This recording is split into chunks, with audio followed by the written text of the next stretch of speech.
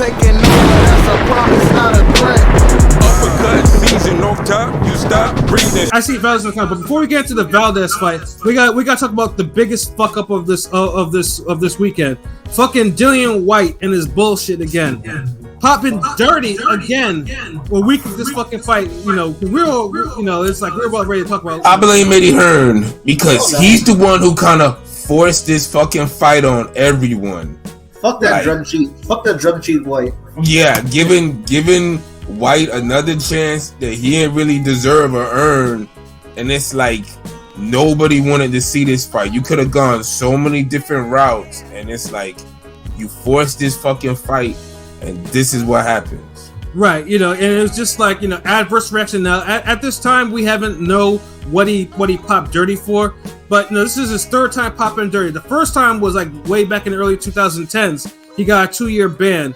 And then around the Rivas fight, and this was a fight where LB kind of predicted the fight correctly, but he had to take that back because the motherfucker popped. Nigga, I ain't take shit back, motherfucker. I still ain't take that back. He was quiet after that though. Nigga, I got that shit right, nigga. The only fight I got wrong that weekend was motherfucking Pacquiao Thurman, nigga. Yeah, but we still waiting for that missing B sample, motherfucker. Yeah, that B sample never. Yeah, I'm waiting for it too, but as it stands, the prediction still stands, nigga. Yeah, and it's just like, god damn it. And then, you think like this guy, and then the motherfucker like was talking about, he feels like he's untreated and everything like that. Look, no, we put respect on this motherfucker's name when he had that little streak going where he was actually putting in the performances, he was getting the wins, he was credible. But ever since Povetkin knocked his, knocked his shit loose, pause. Like, motherfucker's been on some like struggle shit. Like he had a struggle to knock out Povetkin that had COVID. But I think he's gotten spoiled now ever since he avenged that Povetkin loss. Like now, it's like he expects to get everything. Like remember, I knew something was up with this fight when he complained about the money and they still made the fight. Yeah, I knew some bullshit was gonna happen, but I'm just like, no one's really talking about it. Ain't much to really say about this shit. But remember, he was bitching about the money. Yeah, exactly. I'm like, Eddie's taking care of you. Like Eddie's like, Eddie's not gonna. You got the fight with Forrest. You're supposed to shine in that one, and Forrest arguably should have beaten you. Like, it's just like the Fury fight. He wouldn't do anything. He didn't train seriously, and that was the most disappointing shit. And Fury knocked his ass out with one uppercut. Like, it's just like what do you fucking deserve? Like, you're given a high profile. Any other heavyweight should have gotten that spot over you. But you want to sell on a rematch, which had a very decisive knockout in the first fight. So it's because he's literally the last good opponent Fury fought, and he'll also be remembered as the person that tried the least. Right. The most deserving person out of the last 3 Fury opponents tried the least to win the fight and promote it, and it's like you still had that stigma, and it's like. Yeah, now this one, it should probably end his career. Like I can't see anyone like why. Like, what would you do with someone like that? Who had? Like I said, we don't know what he took yet. But now it's a situation where Eddie's trying to save the card. So Eddie has a whole bunch of heavyweights on his cards. Like who's gonna be Anthony Joshua's replacement? I know there's Philip Hrgovic. Everyone is. That's the one that we want. He's not taking that fight on. But it's supposed to be either like I've heard of Rockman or Chisora. This nigga ain't want to fight Jeremiah Milton. He ain't gonna fight no fucking Joshua. Or Gerald Washington. Oh no, he'll fight Joshua for the money. Or Gerald. Oh yeah, he would. Get out of here. I don't want to see AJ versus. He don't deserve it, is what I mean. I do not want to see AJ versus Gerald Washington. Chisora sounds better. I don't want to see a Chisora fight, which is similar. Might be the replacement. I don't want to see a Gerald Washington fight. I don't want to see, and then I know Andy Ruiz, because Andy Ruiz has been getting slack because he's been not talking about fighting. Yeah, because he won't take the fight. He won't take the fight versus Wilder. He's been stalling. But now he just kind of fucking outed himself as being the issue in this fucking negotiation. Yeah, exactly. Yeah, because he knows Eddie's gonna pay him. The trilogy. Hey, we can do this. And then Otto Wallin also threw his name in there, and Otto Wallin should actually get the shot. Yeah. But he's southpaw. I doubt. I'm okay with Valiant getting the fight.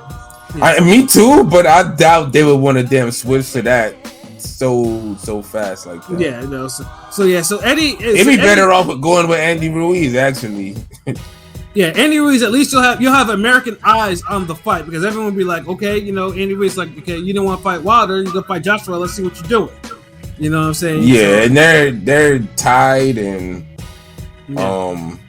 it's 1 week. They could, fuck it. Like, I mean, we'll probably know in the next couple of days who's actually going to be. But yeah, Eddie's been having a horrible year. Like this dude, like honestly, I think it's just karma biting him, yo. Like, yeah, like he did a lot of selfish moves in boxing, and it's like burned a lot of bridges, and they did a lot of fuck shit, a lot of promises. Just a lot of horrible events, a lot of logistics that were just fucked up.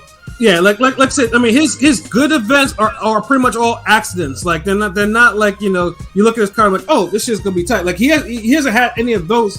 Like, I mean, maybe the Stevie Spark Montana Love one might be the one, but a lot of them are just like they're all accident shit that and it's like dude is all over the place now. He's not as we used to laugh and joke about how Showtime had all the accidental fades. Now Matchroom is having all the fucking accidental fades. Shit, Golden Boy. It was more a PBC Fox with the accidental fades. Yeah, but Golden Boy. I say Golden Boy's been having this year. But like, at least with these Golden Boys were kind of meant to be like fade-ish. Like Matchroom fights were like completely accidental. They were not supposed to go that way. And then Facts. But remember, they had a whole thing with what's his name? Kiko Martinez was coming back, beating niggas up, giving people hard fights.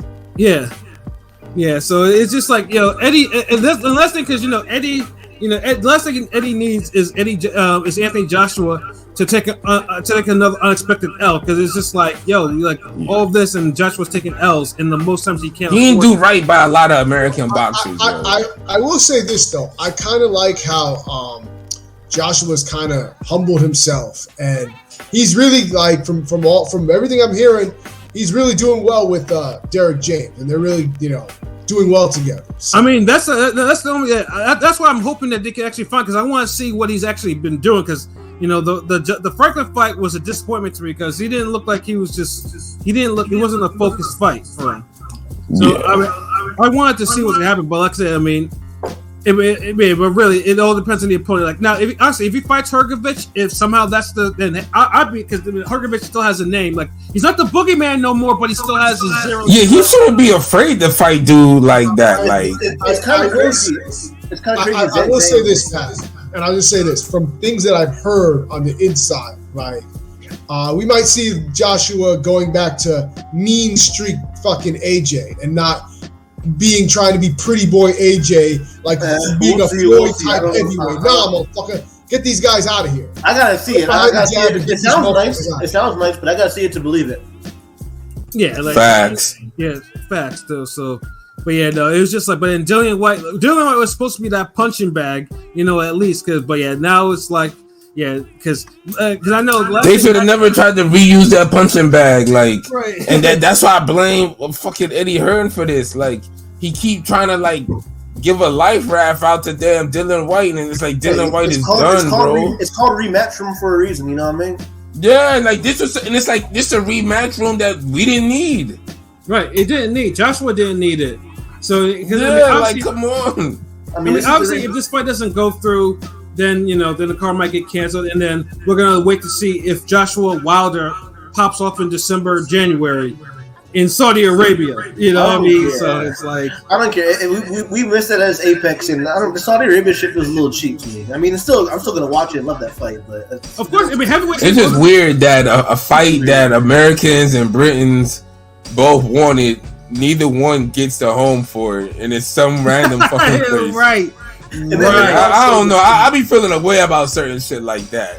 Yeah. Facts. Yeah, it's like it's 2003 and prime and past his prime. Nassim Hamed makes a comeback, And he don't fight in London or Madison Square. He fights in fucking, let me see, Tokyo, nigga. Tokyo, Japan. Right.